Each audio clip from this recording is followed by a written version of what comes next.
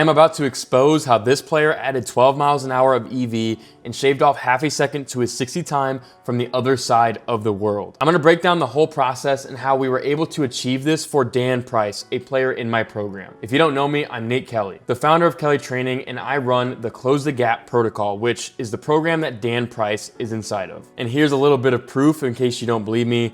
I got a couple messages from our Slack channel, and I also have a full interview that you can go ahead and watch. It's a sit-down conversation of me and Dan and exactly how we made this thing possible. I'll throw a quick clip on the screen right now. I've gained 11 miles an hour on my exit velocity, 10 miles an hour on my bat speed, and I've shaved off about 0.5 off my 60. It's really helped like how I see myself. Instead of being, oh yeah, I play baseball, I'm shifted to like, yeah, like I'm good at what I do. I know I'm getting somewhere with my progress. I also asked Dan a couple of different questions before I made this video, so I'll be alluding to these throughout. Okay, so now that you know that this isn't a scam and Dan genuinely hit these numbers, let's dive into it. But first, let's talk about Dan's background. Okay, so obviously I already said he's from the other side of the world. That's not clickbait, okay? So bro is actually from Australia. This is genuinely probably the furthest point on earth that you could get away from me. I'm in Indiana in the United States. Nonetheless, he is a top-ranked catcher in his U16 class in Australia. And of course, there's just not a ton of training opportunities in Australia for high-level baseball. So this led to Dan searching for opportunities in the online space. Now, Dan had watched a bunch of my content and then came to me for help in his training. As you can see here, he was watching my content for about 2 to 3 months, which is a pretty long time. And honestly, with the amount of content I post, you can probably get a good amount of value out of that. But what Dan understood is that no amount of free content on Instagram could genuinely give him the program and structure that he needed to make a change. So ultimately, he DM'd me first, then we hopped on a call and we got him inside the program. But as far as his goals go, like he's got pretty big goals, man. He wants to play D1 baseball in the United States at Arkansas. Ultimately, he wants to increase his EV, his 60 time, and his weight to the D1 standard. But more importantly, he wants to equip himself with structure in the weight room that he didn't have to create himself or use a broken system. Sounds pretty reasonable. I mean, a 16-year-old in Australia should not have to depend on themselves to create their own program. And of course, he wanted to improve his mechanics and in-game approach to dominate his local competition. So Dan needs to stand above his peers. And we took note of that before he joined the program. Okay, sweet. But what did he actually struggle with before he decided to get help? Now, here's the thing that was the most interesting about Dan and our initial conversation, other than the fact he's from the other side of the world. It's that he used the same program for 8 months with little to no gain. And you're probably thinking like, dude, 8 months of no gain? Like, how do you even stomach that? I mean, how do you even continue a program for that long? Well, it's actually a trap that many athletes get stuck in. It's what I call the trust the process trap. Okay, so just put yourself into Dan's shoes for a second. You gotta imagine as he's going through month 3, 4, 5, even 6 in his previous program, he's expecting some sort of result. Maybe it'll come the next week or the next month. Essentially, he's riding on complete hope inside of his program. But at the end of these 8 months, I mean, he realized that those results just were not gonna come, and it led to a lot of mental frustrations and overthinking from the lack of results. Mainly this came from no personalized supports and no adaptation within his training. It was basically a PDF program kind of designed for all athletes. You can see here after I asked him on Slack, it was mostly just the program that you have, like here you go. Do it every 3 days and that's about it. There was no community or personalized support for Dan whatsoever. And if Dan was looking back on his time in that program now, he would tell you that's exactly why he didn't grow. Sweet, so with all that information, we had to come up with an approach. We did know one thing for sure about Dan. He was far away as fuck. So we had to optimize his schedule. So one-on-one meetings had to be predetermined, scheduled out to fit both of our time slots. You might be thinking, like, how do you program an athlete who's halfway across the world? It's not really a factor since every athlete gets week-long programming at the beginning of the week. We also hold a group call every single weekend, and these were no issue either. Since we hold those at a time slot that Dan just simply could not attend, he had the ability to watch each call on recording. I mean, that's why we record them in the first place. So Dan can watch those at any time and not skip any value. All right, our next step was assessments. So we ran one assessment week that gave us an idea of the kind of numbers, deficiencies, and physicality we were working with. Our main goal here was we had to rewrite what Dan thought training was actually supposed to be. He was on PDF training for 8 months. We had to show him this thing, can be personalized for success. So these assessments included EV, his strength numbers, his power numbers, his 60 time, and a mechanical assessment as well. Again, that's exactly what his previous program was desperately missing. So it was a 5-day assessment week. And once this was complete, we had a month 1 call about the plan of attack. From there, we would hop on a nutritional call to get his body goals in order. So he would learn how to track calories, track macros, and learn how to use a calorie count calculator. Finally, we held a mental evaluation call with Coach Ross, our mental performance coach, just so we can get a baseline as to where he's at mentally with his frustrations and his training or baseball journey in general. From all of this, right, we can build a pretty locked in plan for Dan to actually succeed. But this is the foundational step, okay? From there, we can actually build. So Dan saw very, very quick results and honestly, abnormal quick results. He was up 8 EV in his first 60 days. Now, this was our chance to capitalize on his nervous system not being used to the stimulus that we were throwing at him. Again, this program is nothing he's ever seen or been a part of before. So it kind of shocked the system. We did this through the triphasic training approach. And this was specifically tailored towards his 60 time and rotational power. You can see here, I asked him a little bit about it in that Slack channel. I really like the triphasic approach.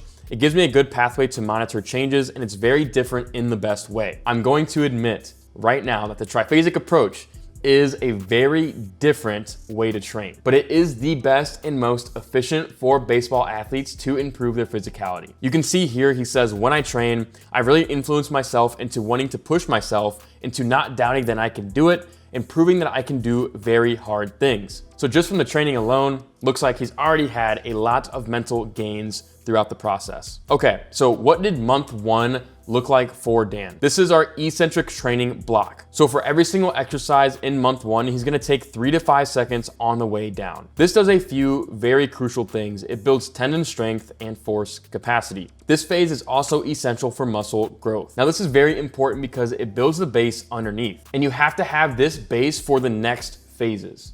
If you don't, then this whole thing kind of crumbles. So super important phase here. Month 2 is isometric training. This is 3 to 5 second pauses on every single exercise that he will attempt. This builds force transferability and loading capacity. So you're watching this video and I hear this so many times. Why does none of my strength or power transfer into my swing? Well, I have a very simple answer for you, and you've never trained your transition phase. You go through this phase during every single swing and every single stride on the field. So if you never train it, it's never gonna improve. So month 3 was our concentric training. This is when we dropped the load of the weight a little bit and moved as fast as possible. The whole goal of this month is to become the most explosive player possible, and realistically just put everything together that you've built in the past. This is where you see the most gains. And this is where Dan really hit another level in his training, and you can see that in his results. This is where he hit double-digit EV gains. At this point, we're now tackling new deficiencies after testing, and we are putting him back through the triphasic training approach. Here's an example weekly routine that Dan would regularly go through. First, he would go through a general wake-up routine. This is to make sure that he gets out of bed ready to go, a slight mobility and flexibility routine here. Then he would go into his workout warm-up. You may be thinking like warm up, whatever, but this is actually very, very important as this primes him up to have the best possible workout. Each one of these warm-ups is specifically tailored for that individual workout. And in the green here, we can see his actual triphasic training structure. He's training 5 days a week. This is on an upper-lower split, and his lower body days are generally more high intent than his upper body days. So it gives him a little bit of rest in between. He also has his med ball routines programmed twice a week, as well as his bat speed routines programmed twice a week. And every single day, he has a corrective routine that targets a specific joint on his body. This is how we make sure that he's actually available throughout the training. We do not want to overload his joints throughout the process. We can see here a couple example exercises. This is taken from his transition phase in the isometric month 2, and I believe this is also taken from month 2 as well, the resisted sprints. Just an example of a couple things that we would program for our athletes. All right. Sweet. So we understand how his training has actually adapted over time through a couple months, right? But our next step here is our mental protocol. So if you remember at the beginning, I talked about how he had a lot of mental frustrations because, he was stuck on programming for 8 months without a single inch of progress. So he was pretty pissed off, and I understand. So we had to make sure we had a mental protocol in place for him. Keep in mind, he was also playing in games at this time. Luckily, Coach Rost, who is our certified mental performance coach, is on staff at Kelly Training inside the Close the Gap protocol. Now, Coach Rost and Dan would meet weekly to come up with an action plan to improve his mental game. Now, this isn't just random. This is actual systems, routines, procedures, accountability, and open communication. Let's take a look at what Dan has been saying about his mentality. He says, mentally, I'm a lot more process focused instead of results focused. Something we worked on with him a ton. He said, I used to be, I didn't get a hit today, what a shit game, into I didn't get a hit, but had some really great swings and at-bats. So real distinction there between where he used to be and where he's at now with his mentality. Now, on top of meeting with Dan on a one-on-one basis, Coach Ross has created the standard separator. So this lives inside our school website for everyone inside the Close the Gap protocol. This is our required mental performance coursework and adaptive module-based programming. So there's 13 different modules here that span 13 different concepts of the mental game that you will inevitably run into when you play the game of baseball. So there's 13 modules and there's 39 videos total. But in each module, there is one applicable and take-home coursework. And all these were at Dan's disposal and his situation. So if none of that made sense, here's how the process actually looked like for Dan. So they would hop on a one-on-one call and Coach Ross would prescribe Dan a certain module to complete inside the standard separator on our website school, based on his struggles that he described to Coach Ross on that call. Okay, so he would complete that, and then he would report back to Coach Ross to discuss his findings. So they would hop on another one-on-one call. From there, Coach Ross can create an actual action plan surrounding his struggles. So these guys are meeting a lot. This is not like your hitting coach who, you go to once a week, and then it takes another 7 days to talk to him, and by that point, you've already forgotten everything he's even told you. Your feel is completely gone, and he barely even helps you on the mental side. This is not a check-in. This is actually moving the needle in his development. On top of this, what I really think was the most beneficial aspect in Dan's development inside the Close the Gap protocol is the in-game approach adjustments. We needed to see how he operated in the box from an at-bat to at-bat basis. And the one-on-one calls were crucial for his development in this respect. What was he thinking when he was out there on the field? What was his plan of attack when he was in the box? We had to maximize and actually optimize what he was doing out there. Otherwise, he just simply wouldn't get the in-game results that he was deserving of. All right, perfect. So you understand kind of front to back how we helped Dan, where he was at, kind of where he's at now. So the real question is, okay, how can we get Dan to 90 plus EV off the tee? So right now, Dan sits around 86 for his tee EV. Now here is some free freaking sauce for you, bro, because you're probably in a similar situation, and these are the keys to success for Dan. Number one is gonna be stay healthy. So Dan ran into a little bit of wrist problems. So we wanna make sure to mitigate that, obviously, so he can stay healthy and train at max intent. Next, Dan needs to get a little bit bigger. Okay, and obviously this needs to be healthy, lean body mass. Dan's also very young. He just needs to stay on the right path. He's on a great trajectory right now. He just needs to stay on that path and not do stupid shit and lock in on his physical and mental development. So you may be watching this video when it came out in August, but you gotta remember, Dan is in Australia, so they are flipped in their seasonality. So he's about to go into season. And when he goes into season, this is super, super important, probably the number one most important thing in this list. He must retain power and strength that he has built in the off season. If he does not do this correctly, okay? If he doesn't retain power and strength throughout the season, then everything he's built will suffer. It will go away because you will lose what you don't train. So Dan cannot go into his season expecting those numbers to stay where they're at if he doesn't train super hard in the weight room still. He needs to continue what's been working and discontinue what hasn't.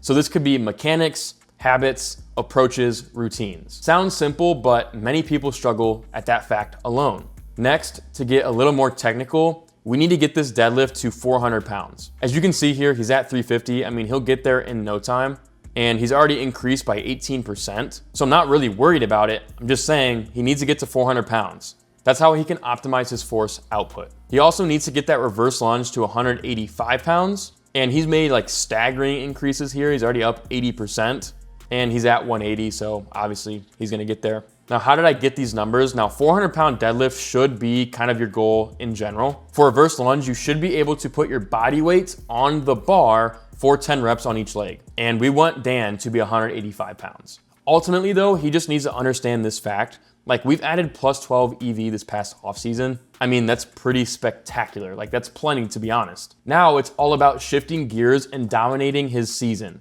And coming out of this season, a more mature and experienced athlete. Because next offseason, he certainly will hit 90 plus EV off the tee, so long as he does this whole process correctly. He just needs to continue to build on the base that we've already created. So that's really how we have done this whole process for Dan to get results that look like this. Go ahead and watch this interview of Dan. I'll put it on the screen. But if you're a junior or senior looking for help in their baseball development, just like what we did for Dan here, there is an application to join the Close the Gap protocol in the description. Go ahead, fill that out, and jump on a call with me. From there, we'll see if you're a good fit.